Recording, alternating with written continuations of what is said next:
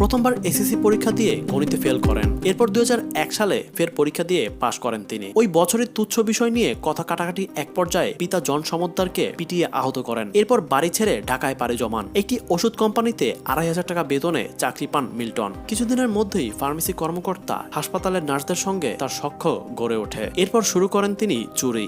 উজিরপুর এলাকার এক বাসিন্দা জানান, 2005 সালে মিল্টন তার বাবাকে মারধর করে। পরে এলাকা থেকে পালিয়ে সে ঢাকায় বসবাস শুরু করে। এখন দেখা যায় সে মানবতার ফেরিওয়ালা। বিষয়টি আশ্চর্যজনক। মানবতার সেবক হিসেবে নিজেকে পরিচয় দেওয়া মিল্টন সমদ্দার 5টি ফেসবুক পেজে তার ফলোয়ার প্রায় 2 কোটি। রাস্তার পাশে প্রতিবন্ধী, ভবঘুরে ও অসুস্থ বৃদ্ধের খোঁজ পেলেই তাদের উদ্ধারে তিনি দলবল নিয়ে ছুটে যান।